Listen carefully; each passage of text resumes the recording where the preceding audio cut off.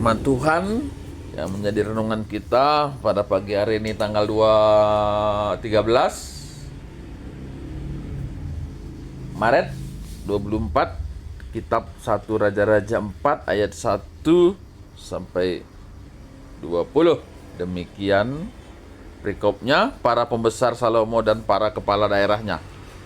Maka Salomo menjadi raja atas seluruh Israel. Inilah para pembesarnya: Ajaria bin Zadok menjadi imam, Elihoreb dan Ahia anak-anak sisa menjadi panitera negara, Yosafat bin Ahiluk menjadi pendahara negara, Benaya bin Yoyada menjadi panglima, Zadok dan Abiatar menjadi imam, Ajaria bin Natan mengawasi para kepala daerah, Jabud bin Natan seorang imam menjadi sahabat raja, Ahisar menjadi kepala istana, Adoniram bin Abda menjadi kepala rodi.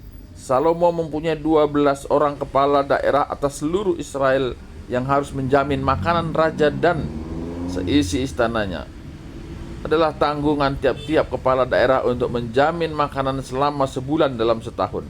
Inilah nama-nama mereka: Ben-Hur di pegunungan Efraim, Ben-Deker di Makas, di Salbim, di Bet-Sames dan di Elot Bet-Hanan, Ben-Hesed di Arubot, wilayahnya ialah Soko dan seluruh tanah Heper. Ben-Abinadab memegang seluruh tanah Bukit Dor dan Tapat binti Salomo menjadi istrinya. Bana bin Ahilud memegang tanah Magido dan seluruh Bet-San yang di sebelah Sertan di sebelah hilir Yisril, dari Bet-Sin sampai Abil Mahola sampai ke seberang Yokmen. Selanjutnya Ben-Geber dan Ramos Gilead, wilayahnya ialah Hawot Yair yang di Gilead. Yair ialah anak Manase, juga wilayah Argot yang di Basan dipegangnya 60 kota besar, berpagar tembok dan berpalang pintu tembaga. Ahinadab bin Ido memegang Mahanaim. Selanjutnya Hamimas di Naptali. Ia juga mengambil seorang anak Salomo menjadi istrinya, yakni Basmat. Selanjutnya Bana bin Usai di Asyater dan di Alad. Lalu Yosafat bin Partuah di Isakar dan Simei bin Ela di Benyamin. Geber bin Uri di tanah Gilead memegang tanah Sihon, raja orang Amori, dan tanah Og, raja Baksan. Dan dialah satu-satunya kepala daerah yang ada di tanah itu. Orang Yehuda dan orang Israel jumlahnya seperti pasir di tepi laut. Mereka makan dan minum serta bersukaria. Ya, jadi ini adalah gambaran ya pejabat tinggi dari kerajaan Salomo ataupun kerajaan Israel yang dipimpin oleh Salomo. Nah, yang kalau kita lihat dalam perikop ini, bagaimana Salomo memilih orang-orang istananya, orang-orang yang pastilah selalu setiap hari bergaul dengan dia, ya. Dan yang kedua adalah kepala-kepala daerah. Kepala-kepala daerah inilah yang kemudian bertanggung jawab untuk makanan raja dan istana. Dan kalau kita perhatikan, beberapa kepala daerah ini adalah sebetulnya menantu dari Salomo ini ya. Nah, jadi gambaran dari perikop ini sebetulnya adalah inilah bentuk kerajaan atau pemerintahan yang ada sekarang ini juga gitu ya. Ketika raja itu seorang, kemudian ya tentu orang-orang dekatnya lah juga yang akan duduk dalam posisi tertentu. Nah, jadi nggak usah kita heran kalau sekarang ini kita di Indonesia ini ketika Jokowi naik, banyak orang-orang dekat bahkan keluarganya juga naik. Nah, zaman Salomo ini juga sudah terjadi gitu ya, sudah terjadi. Nah, kemudian dalam perikop ini kita melihat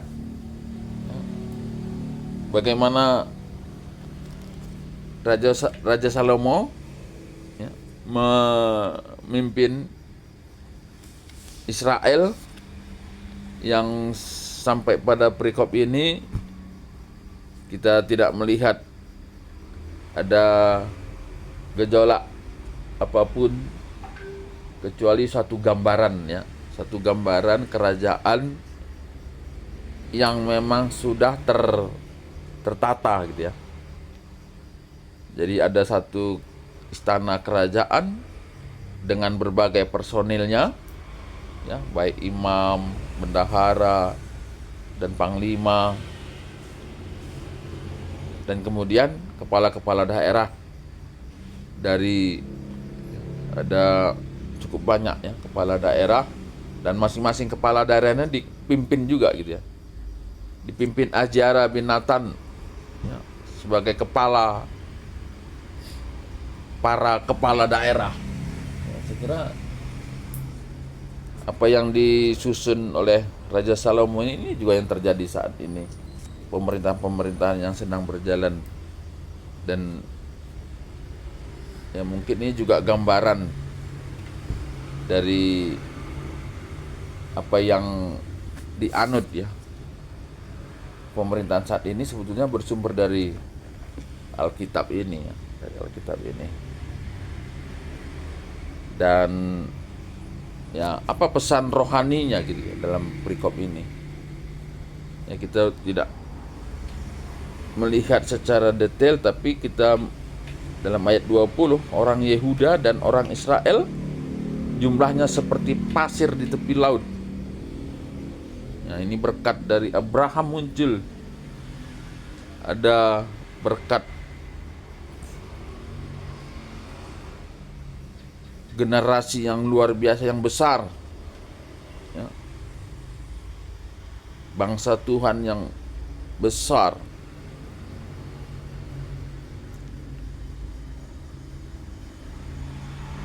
Seperti pasir di tepi laut, mereka makan dan minum serta bersukaria ya. Saya kira ini gambaran seorang pejabat pemerintah yang taat kepada Tuhan akan menjadi berkat bagi seluruh rakyat. Seorang pemimpin sangat menentukan maju mundur satu pemerintahan. Seorang pemimpin akan menentukan apakah rakyat baik ataupun tidak baik adanya.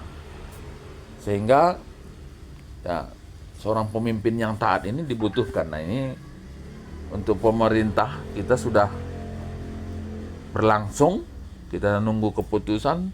Tapi untuk pemilihan pertua diaken, nah tentu ini juga menjadi dasar kita bahwa ketika pemimpin itu menjadi orang yang taat, orang yang takut akan Tuhan, maka jemaat itu akan baik adanya gitu ya. Dalam perikop ini kita lihat bagaimana orang Yehuda dan orang Israel, mereka makan dan minum serta bersukaria, suatu gambaran kondisi yang diberkati Tuhan ya. Satu gambaran kondisi yang diberkati Tuhan. Ada kedekatan dengan Tuhan, berkat Tuhan mengalir. Ya, berkat Tuhan mengalir, pastilah seorang pemimpin sangat berdampak terhadap kesejahteraan rakyatnya. Jadi marilah kita siapapun ya, sebagai tokoh, baik di gereja tentu para pendeta, BP Runggun, Pertua Diaken.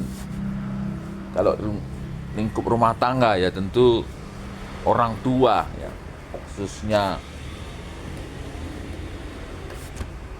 perbapan, mamre, dan seterusnya termasuk juga organisasi-organisasi baik pemerintah maupun organisasi pemuda. Pemimpin yang takut akan Tuhan akan memberikan kesejahteraan bagi anggotanya. Ketuaan kalau si mungkin kata di bata dengan si makaikan sabah dulu tetap wari. Haleluya. Amin.